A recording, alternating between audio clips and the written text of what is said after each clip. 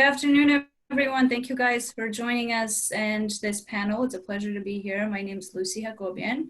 I manage the program at Mobility Open Blockchain Initiative, which is a nonprofit foundation and a consortium of the world's leading mobility companies, ranging from manufacturers, suppliers, insurance companies, energy companies, really everyone that has an impact in the mobility industry, to technology solution providers, from small startups that are just raising their seed round all the way to large consultancies and technology implementation companies like Accentures and IBMs of the world, as well as nonprofits, academia, research institutions that are working in mobility industry and blockchain.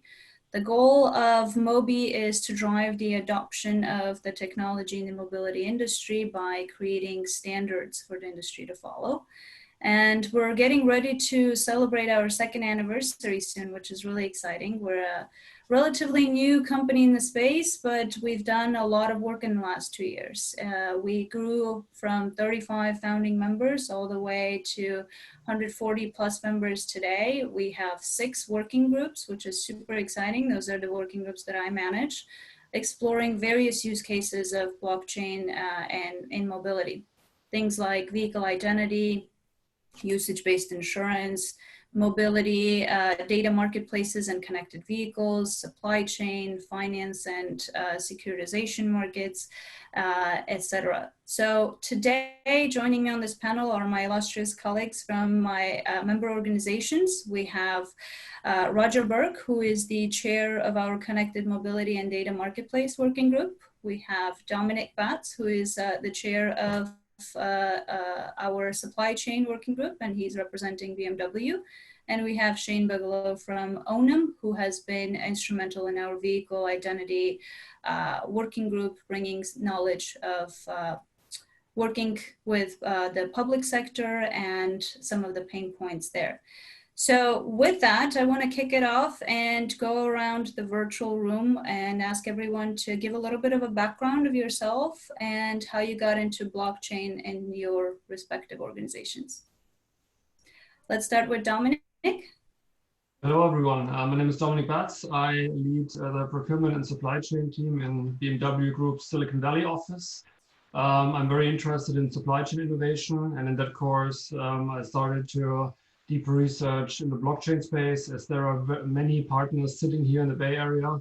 And yeah, this led us also to co-found Mobi in 2018, the best place for discussing blockchain topics in the mobility space we know so far, and also to discuss and work with many partners here in the area, explore use cases. I think we will later talk about some of them. And yeah, very, very exciting times. Thank you, Dominic. Shane? Hi, I'm Shane Bigelow. I'm the CEO of a company called Onum. Onum is a holding company that has 2 companies underneath it that are most active. They both digitize different vital records. So one digitizes vehicle titles and the other digitizes parts of your medical record, including the upcoming launch in a few weeks of our product that digitizes your COVID test results so that you can gain access back into the workplace and back into sporting events and things like that. But the reason that I think we're engaged, Lucy did a great job of mentioning it, is that we have this oddity of digitizing a vital record. And if you think about a vital record, it's something that the government generally provides to you. So in order to change it from a paper form into a digital form, you need to have the government sign off on it, kind of like the way that the FDA signs off on a drug. But you're ultimately not selling to the government, you're selling to enterprise that needs to be able to then use your product in its digital form. So we have this odd confluence of events and sales needs where we have to convince the government to make change, which is not always easy. And we also need to convince enterprise to support us so that they can adopt this digital form of the vital record and gain a lot of efficiency, cost savings, and drive that savings back to their consumers. So thanks for having me. Look forward to talking more. Thank you, Shane. Roger? Hi, everyone. My name is Roger Berg. I work as the head of regional or North American research and development for Denso Corporation. Denso has traditionally been a tier 1 supplier to, I'll call them transportation OEMs. We used to say automotive OEMs, but we do a lot of work in heavy duty and off highway as well. My focus in the US here is on data collection, data management, data analytics, cybersecurity, and a little bit to do with automated vehicles and vehicle and infrastructure sensing systems. I became involved in blockchain about a year ago because we at Denso see synergies between what we're trying to do in the areas of data management and supply chain and vehicle ID and smart contracts. And so I've been involved with Lucy and the Mobi organization for, like I said, about a year now. Happy to be here, and thanks for inviting me to participate. Thank you, Roger. All right, so to kick this off, I think it would be helpful to give an audience of the various use cases of blockchain and mobility. And I think the best way to do that is if we take a step back and go a bit high level and say, what does the world of mobility in the future look like to you? And how does blockchain really fit in that world? Let's kick it off with Dominic. Yeah, so I think what we know is that the future of mobility will be even more connected, will be autonomous. I think it will vary by regions, how far and quickly this will happen. It will be definitely electrified. We also see that, and it will be shared. But what I just described is already, we can see it today and feel it today. But I think this will even go on more and more. And also, I think even in these days, there are some voices to focus more on a regional level. I still believe that the world will be very interconnected. And I believe the automotive supply chains, they're one of the most complex ones in terms of amount of parts that come from all over the world, and the cars that are built all over the world. And in that sense, it's still a growing volume. The total car market is growing, and the parts per vehicle are growing as there is more and more technology built into the cars. So it will be definitely also from a company internal point of view, more connected with the outside world. And that's where we kind of see blockchain as a technology that has a lot of potential to help us out. I think we will dive into that deeper as well, but that's my vision of the future of mobility. Wonderful, thank you. Roger? Sure, thank you, Lucy. For us, it's about data and more data and more and more and more data. So it's, as I would say formerly we called ourselves a automotive supplier, but recently we've kind of taken a step back and took a new lease on life or a new look at the mobility environment, and we now call ourselves a mobility company. And to a large degree, that has to do with the acquisition, analysis, and insightful looks at data that we can collect from the vehicle itself, the car itself, the privately owned vehicle, from fleet-owned vehicles, and also from the infrastructure. So we see a more intelligent type of transportation system at all levels, from the tires that reach the road to the powertrain to the information systems available in the cockpit, or kind of like a mobility IoT sensor system within the vehicles, but in a combination of all those vehicles communicating together. So it's more about just building more cars or building smarter cars. It's also about the transportation system and how we can sustain that moving forward. Okay, Shane, do you want to add anything? Sure. Yeah. The way we think about it is it's about practicality, right? So if you think about a car title or birth or death certificate or your immunity certificate, having to go to a government location to pick this up and wait in line is highly impractical. And the whole reason that you have to do it today is that the system was initially based on trust. No one trusted any other entity besides the government to issue these documents. This goes back hundreds of years to when there were wax stamps put on pieces of paper by kings that said, you now own this. So if you fast forward it, the process hasn't changed all that much, but we're still reliant on the government. And this has become wholly unfair in society. So the biggest change that we see is that government has to acknowledge that it's somewhat discriminatory to make people go down to a government facility to get a car title or a birth certificate or an immunity card or whatever the case might be. Because if I'm wealthy and I take the time off work, I can afford to do that. But if I'm not wealthy and I have to take that time off work, I can't afford to do that. I may get fired if I'm away for too long. And certainly the hours of these government locations are not convenient. Further, I don't want to be in a facility, particularly after COVID, where there's a lot of people waiting in lines for a long period of time. So the practicality of blockchain is that it provides that same trust that wax seal used to do hundreds of years ago, but it provides it in technical form. And for us, the future is that the government starts to adopt this, that enterprise starts to force their hand and say, we need you to do this, particularly after this environment. We think that will occur.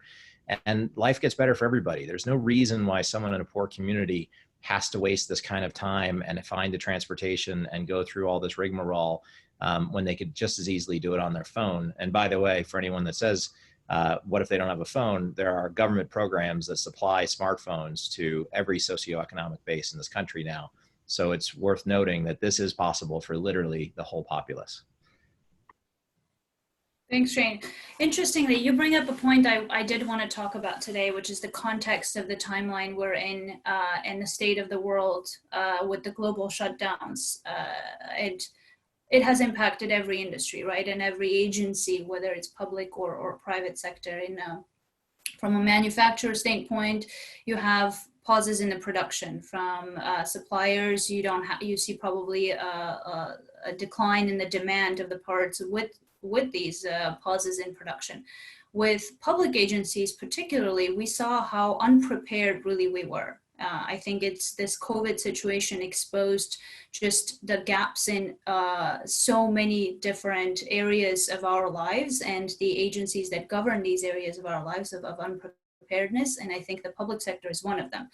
But interestingly, just right before COVID, the Department of Transportation in the US released an RFP for a grant for blockchain-enabled transportation solutions, which to us at MOBI and our member organizations, this was a really good signal for the demand of the public and private partnerships, for the public agencies already looking for innovation and really looking at blockchain technology to enable that innovation. So what I want to talk about is the context that you brought up of digitizing some of the paperwork that are involved in the public sector and the work that we are doing with the vehicle identities and the title, digitalized titles, and how does that fit into overall mobility ecosystem. So what are some of the biggest opportunities of government efficiencies that you've seen that DLT brings up? And how does that impact not just the public sector, but also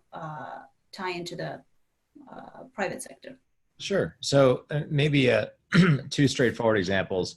The first, if you think about some of the original equipment manufacturers, so the people that make cars like Hyundai, for example, they have 4% of all of the cars they've ever made in the world stuck at port right now. So literally, South Korea didn't turn off Hyundai, and Hyundai didn't turn itself off fast enough when COVID hit, and they kept churning out cars, but there was no one there to buy them. So now they're sitting in port, unable to be sold.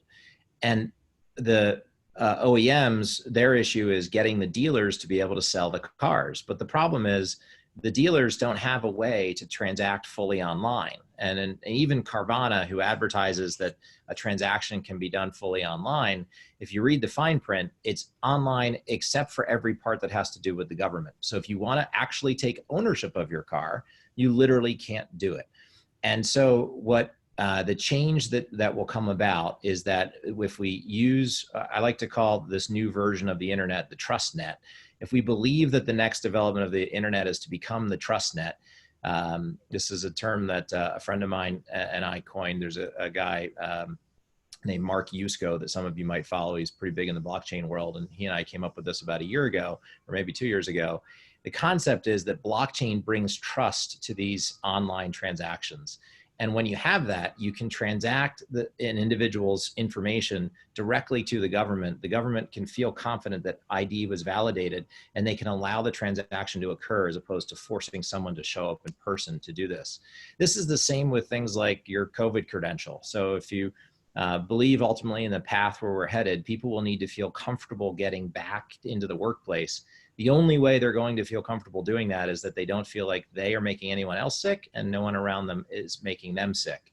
So the government will, in all likelihood, come out with a standard of some sort and allow states to decide to follow it or not, or municipalities to follow it or not. But again, how are you going to trust that the person's results are accurate? How are you going to be able to be confident that this is an auditable track record that's immutable, that is highly secure because it's my personal data? Well, blockchain is the answer. I was joking in prep not joking, but retelling the story with the panel ahead of, as we prep for this, that our company was not one that was passionate about blockchain and then went and found a solution. We were passionate about solving the vital record issue and ultimately said we need something that's highly secure and ideally the most commercially available secure ledger in the world. We need something that's immutable so that people can feel confident in it, and we need something that's highly auditable. So the answer became blockchain. And I think as more of the world looks to move online and looks to have more mobility solutions, it's inevitable that the same thought pattern occurs and they wind up backing into, hey, what does that? Oh, right, blockchain. And so it becomes a lot easier for people to absorb blockchain solutions once they realize that it can solve these sorts of problems. Wonderful. I think I agree with a lot of the points that you brought up with this COVID situation. There's a few ways you can look at it. Obviously, it's not a good state we're in at the moment, but this pause and this sort of shutdown state provides an opportunity for companies to innovate, and that includes the public sector. So we can use this time to make sure we're investing in technologies that are preparing us better for the next wave of events like this. And I think that pandemics just in general provide this opportunity of reassessing where the gaps were, how were we unprepared, and how can we address that. With that, you touched on the concept of identity, which is foundational, I think, for any decentralized system, and that's what we thought at Mobi as well, which is why Vehicle Identity Working Group was the first one that we launched, and the one that you guys have been participating in, having this concept of a vehicle identity, of a secure, trusted vehicle identity that is really crucial and important, and that can lead to all the other potential use cases to be built on top, including supply chain and data marketplaces. So with that, I want to shift focus to supply chain a little bit and hear Dominic's thoughts on what is your vision for blockchain-enabled supply chains, and what are you most excited about? What are some of the inefficiencies and pain points that the system that Shane alluded to, a trusted distributed system of the various stakeholders involved, from the government agencies to the suppliers to the OEMs to even users, showcases? Yeah, first of all, I can totally relate to what Shane just described. I think I think every company sees a lot of redundancy in the way of handling processes, handling information, handling data, because you cannot trust it, right? So it's like at redundant places in your organization, redundant systems, and then also you have to verify each time if you start calculating your business case and controlling, or you're kind of the purchasing manager ordering something, you have to verify all the time if all those information are accurate that you would need to communicate with the supplier.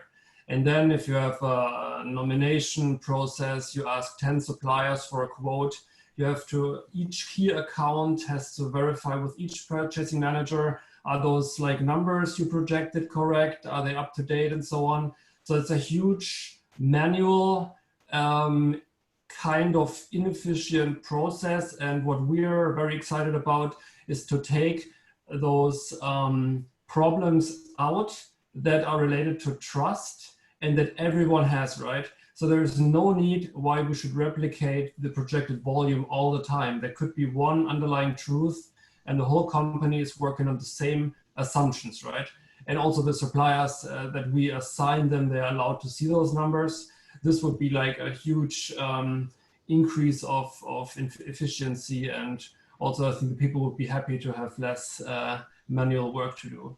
The next thing is, I want to repeat your statement that you need an identity, and that's the start of everything, right? We see the same. So on the supply chain side, the start would probably be to give every important part an identity, and then you can build on top, right? And there are many use cases we think of. The most prominent ones in the industry is, of course, tracing. Speaking of Corona, speaking of some other natural disasters, you have to know where your parts are, because the factories don't store parts for weeks, right? It's rather a matter of days, not of weeks. So you kind of need to know if the necessary 10 to 30,000 parts per vehicle are arriving in time, so that you don't have to shut down the factory, which would be really costly, right? And in that sense, identity of a part is the start. Then you can build use cases on top. Tracking, a very important use case. Verification of if the part is real is very important. You know, assuming somebody could just copy the technical drawings and reproduce it somewhere else and inject it into the after-sales market. In the end, you are liable as a car maker, because the customer comes to your dealership and says, hey, there's your logo on it, so I want my money back and I will sue you, you know? So you have to be able to verify if this part was really made on behalf of you. And also then coming back to the interface to authorities, customs. BMW is North America's biggest car exporter, because we build all the SUVs in the US. So we export more cars outside of the US than any other automaker at this point in time. And that comes with also processing custom documents. And also relating to what Shane, Roger, and you said, there's a huge potential for automating this, right? In these days, you don't want to go into every car physically and grab a paper document that sticks somewhere. It would be amazing to just have a record available at any point in time from the authority side. They can click on it. They can verify where the parts came from, if everything is okay, and process it directly. And so coming to the last part, processing of payments could be happen in an automated way. Maybe between OEM and supplier, but also maybe between custom authorities and OEMs. There is actually an unlimited potential of ideas that are all based on having an identity in a part. Yeah, you bring up a point that we've talked about before, which is one of my most sort of biggest pet peeves in the industry, when people refer to blockchain as sort of the digitization. But I think today, in the context of COVID, I think this is important to know that digitization is a required step. It's not the same as blockchain. It's a required step for creating a blockchain system and decentralized and distributed systems. But that said, today, I think we're seeing the consequences of having paper-based processes more than ever, because all of a sudden everything shut down and we are in a digital world. But if we don't have everything digitized, we can't really function in that world to begin with.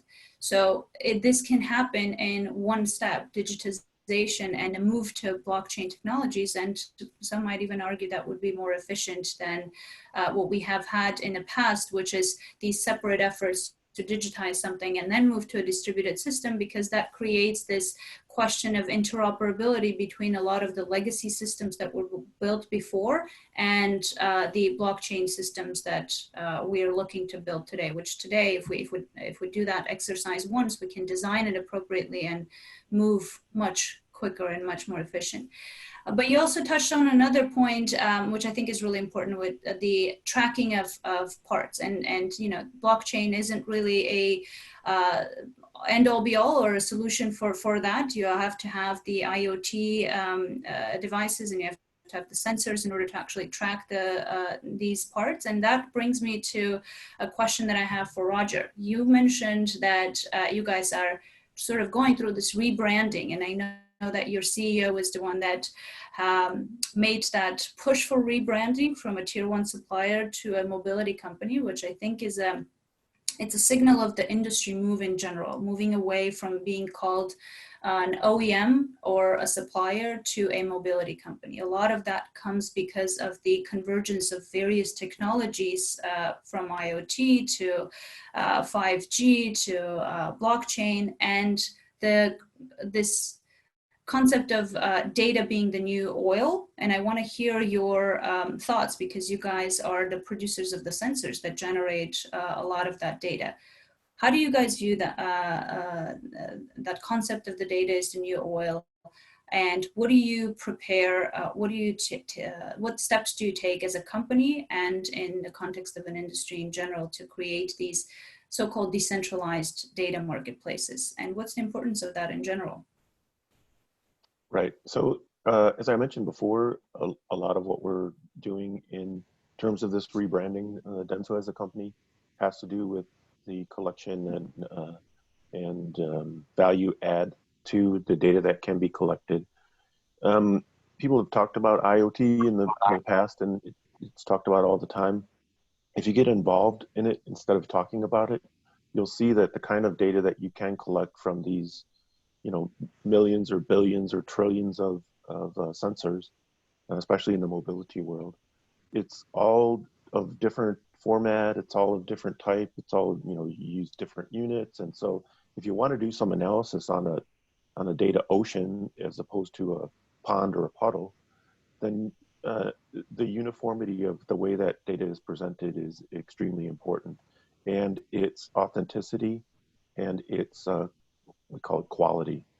So I think distributed ledger technologies like blockchain are very important, or almost verging on necessary to get all that together, to make sense of all that huge amount of data that the vehicles or the infrastructure or the cities or the, you know, roadways themselves can collect and use for a sustainable, safe, and efficient transportation system, whether it's on the, you know, road surface or maritime or in aviation. It's all kind of the same thing. And I think as we start to develop more of these smarter technologies that enable new kinds of levels of safety and efficiency, that we're kind of seeing a lot of similarities in different transportation sectors or transportation domains that even necessitates more type of uniformity in the way this information is collected. Data in and of itself is just data. It needs to be, in essence, transformed into you know, some new kind of insight or some new kind of value generation and capture in order for it to be economically feasible, as well as in order for it to be usable in the sense of, you know, improving the transportation safety, efficiency, and sustainability. So I think because of that focus on the our fundamental ability to deploy sensors and sensing systems in vehicles and in infrastructure for safe and smart transportation, that's really only the foundation. And using that information that those sensors can gather, either, you know, on site in the vehicle or in the region, for example, between a vehicle and an intersection traffic control system, or gathering a large set of data about how an alternator or a compressor is aging and when that vehicle needs to be proactively taken into a repair center before it's left on the middle of the road on a Colorado mountainside. So all of that ability to gather, to collect, to analyze, and to synthesize new insights from that mobility information is really kind of where our company is moving towards. Thank you. We've gotten some really good questions in the app as well as here on Zoom. So I'm gonna pose those questions. Some of you have a little more expertise in these than others, so just feel free to answer. The first one is why can't a centralized database take care of the data as well as from the IoT sensors?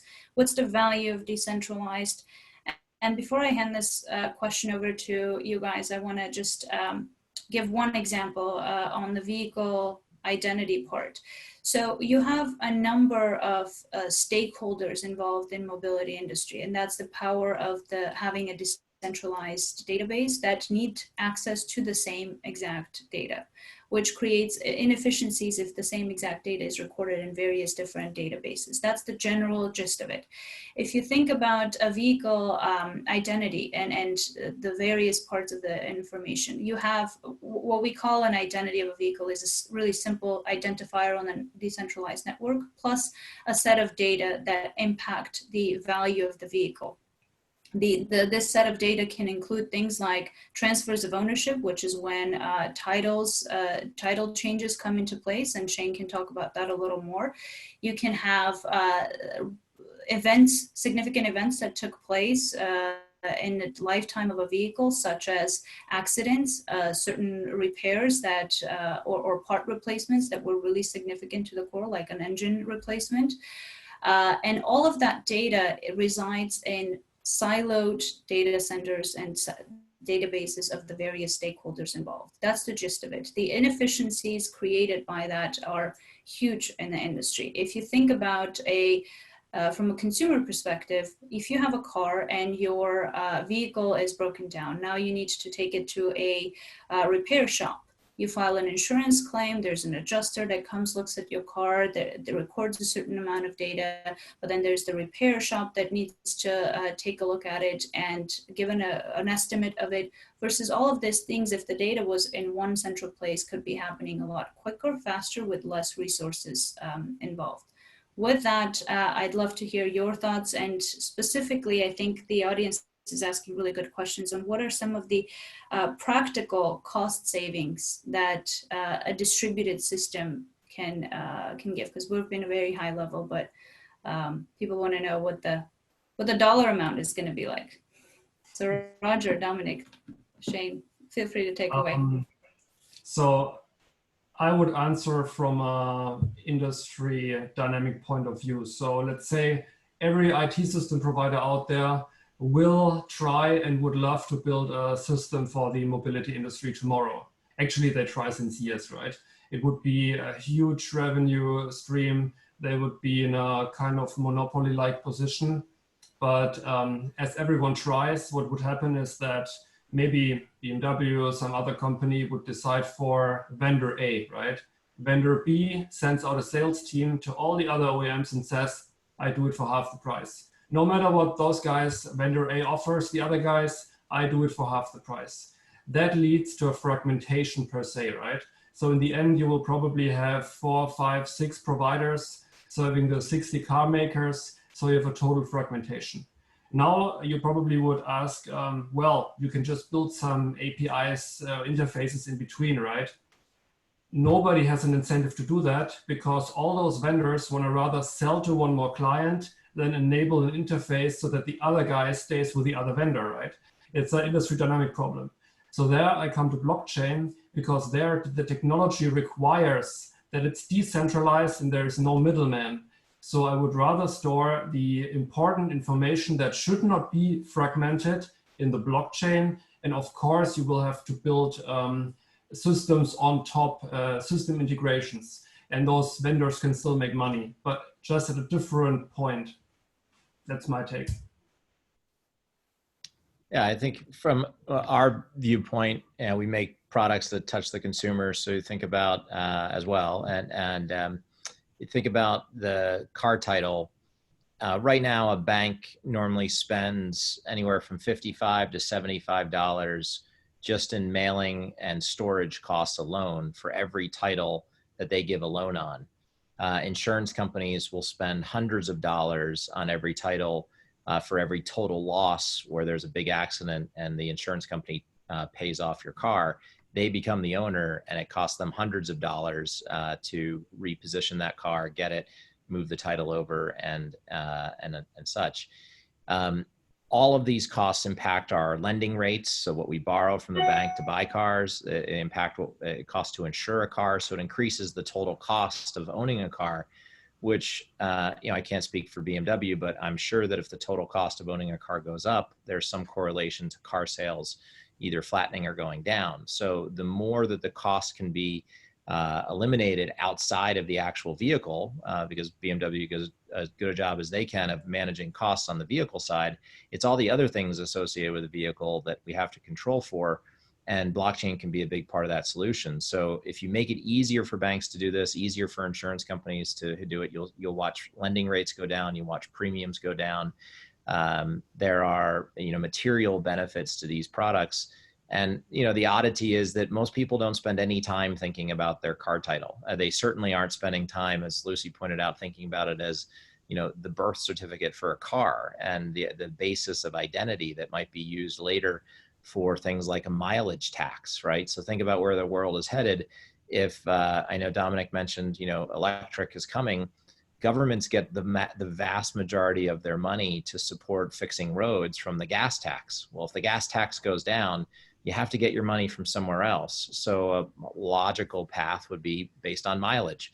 But how do you attach mileage to a car if it's a shared vehicle?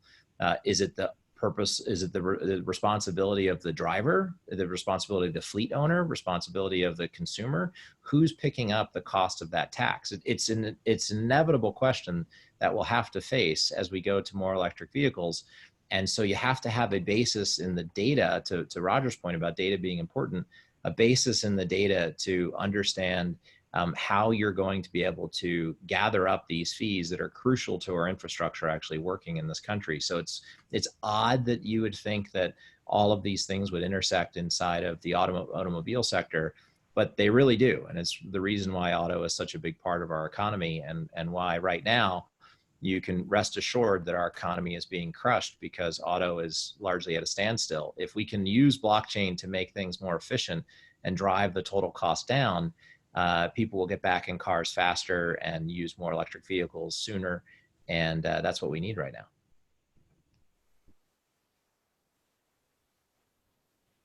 That all of those points that you're bringing up are amazing. I couldn't agree even more than what you said. The 10 to 15% of the GDP is in transportation, and with the state of the world and the economy being impacted, of course, transportation is a huge driver of that. In terms of gas taxes, we're going to have to shift our mindset and think about what are the new business models from the governance side that we can design. Things like maybe road usage charge. So if you're driving, you can pay for the amount of miles you've driven, the roads that you've driven, for the various streets that you're driving. Some may be more packed, others may not be. And you have this concept of paying for infrastructure use, but also this concept of paying for right of way. And this is going to become even more prevalent when we move towards autonomous vehicles, and these vehicles are making transactions to have the right of way or paying for the amount of miles or streets that they're driving. And all of that is reliant on the data. So these cities won't be able to calculate if they don't have access to your mileage records that are yours, because there's a number of various privacy regulations that make sure that the data owners are the ones that are the actual consumers. So they might be even yours as a driver, but they're stored at the OEMs data centers, because let's face it, it's a lot of data, and we're not going to record all of that on blockchain. That's not feasible, that's not possible, that's not scalable. However, we can ensure the trust of that data by anchoring that data on chain. Roger, I know you want to, yeah, Shane, you wanted to add something? Lucy, I'm sorry to interrupt, but you bring up such a great point that I think is important. There was someone in the chat on Zoom that mentioned security and privacy. I just want to point out there's often this belief that everything we have right now is perfectly secure and private. So if we go to blockchain, all of a sudden we have a new risk. The reality is, let me give you an example on car titles. When you buy a car, you give all your information to a car dealer. A car dealer. Like, let's think about this for a minute. The general perception of a car dealer is not one that you would think, oh yeah, let me give him all my personal information. Now, many of them are very, very, very, very good. My business partner is a car dealer, so I don't say that in a disparaging way. I just say it, the public perception is what it is. So the reality that someone you barely met that you're buying a product from has all of your personal information, I promise that's less secure than putting it into a highly secure, immutable, auditable database that's distributed, right? And that's blockchain. So we have to also recognize that this is a leap forward in privacy and security. Yes, there are risks with it. Yes, it opens itself up to compliance and governance standards, but it is something that I think we can get in front of as a group of blockchain advocates and say, this is actually better than the paper world. So I'm sorry to interrupt. I just think it was a great point in the Zoom question and something I didn't want to let pass. I just have to add one thing. So there are like legal requirements in terms of data handling, right? So the car dealer would not be allowed to misuse your information. Otherwise you can sue him, and the brand has a bad reputation impact. But what you're definitely referring to is the technical capability and the risk that maybe 100,000 small proprietary data storage systems, one is impacted, is higher than if you would have like a blockchain solution that's per se more safe. So it's like addressing the technical capabilities. Absolutely. Those are all great points. Yes, I see the question about the security and privacy issues that we may face in various solutions. And from Moby's perspective, I think we already see that with GDPR and the California Privacy Act. These are stringent regulations that definitely govern how we handle data, how we handle personal information. And there is a lot of personal information associated with owning a vehicle, with driving a vehicle, not just owning. You might not even be in your own vehicle, but you might be using it. And how do we handle that? How do we identify a person and a vehicle? How do we charge for insurance for that person driving that vehicle with protecting the privacy of the data that we handle from the various stakeholders involved? One question here in the app is that how can we build a mobility where that car becomes a platform where other providers can provide a service? I want to answer this question in the context of the Connected Mobility and Data Marketplace working group that we have, Roger, that you're leading. When we initially started this working group, the idea of that was that, of course, there's a lot of data that comes out of various sensors and that could be helpful for various use cases in the mobility industry. And we started with analyzing some of the pain points, some of the use cases, and we quickly understood that we don't want to be taking away the data service providers, those that clean the data, those that manipulate the data for various purposes, those that do provide services on top. But what we do want to enable is the access to that data. So a marketplace where this data can be shared in a distributed and trusted way, where the service providers can come in on top of, purchase that data, build services, and sell it back on the marketplace.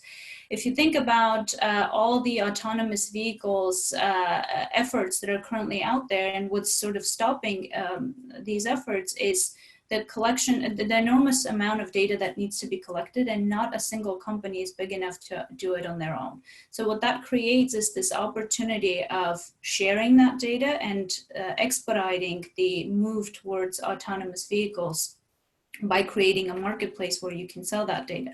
However, there's going to be a number of various manipulations and services that providers would want to do on top of it, including certain companies will have their own analytics that they want to extract from it. So Roger, I want to pose that question to you as the chair of that working group and as the company that produces the sensors that generate a lot of that data.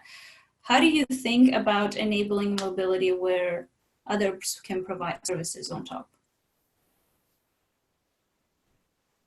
Well, Lucy, that's one of the reasons why we joined the whole MOBI initiative, to make that an industry-led standard, to make it an industry, cooperative industry methodology, and that then removes some of the fragmentation that Dominic was talking about, even in the supply chain. You might think of there being a data supply chain, so to speak. And so by using this kind of industry put together, industry created standardization of what this data is going to look like and how it's going to be captured and used, that allows a more democratization of those value added services.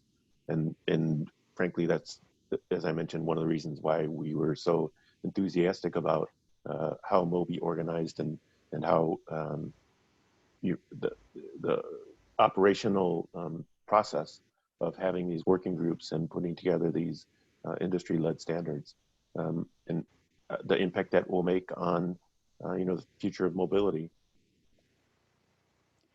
So one of the reasons I want to make sure that we cover this question is because I think a misconception in the world of blockchain is that its platform provides a lot of opportunity for efficiencies to be created, but with that, there's a risk of taking the intermediaries away that have been in the business for a really long time, and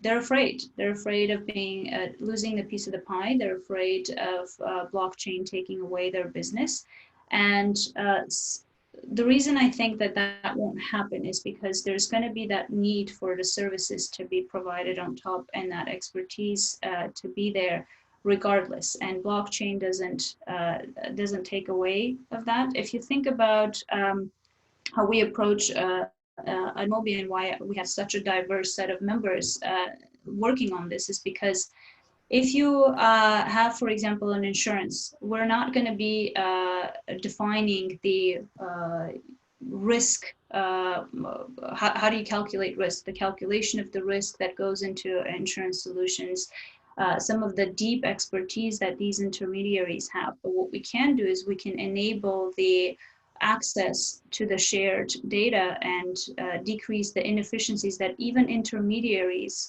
face in accessing. Anything else you guys want to add, Shane and Dominic, to that? I think you got it. Perfect. Yeah. All right. Good summary, Lucy. Wonderful. Let me just check if there are any other questions in the app.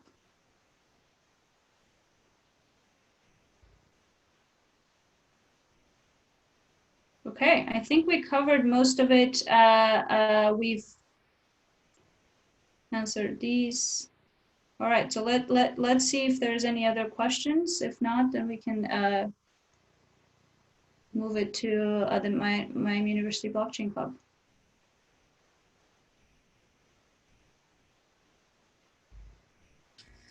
Hello. That was awesome, guys. I don't see any more questions myself, but we're about out of time anyway. But I obviously appreciate you guys coming here. I think it was a great conversation. Appreciate your help, Lucy, in putting it together and moderating, and for all you panelists being here on short notice. I think it really came together and is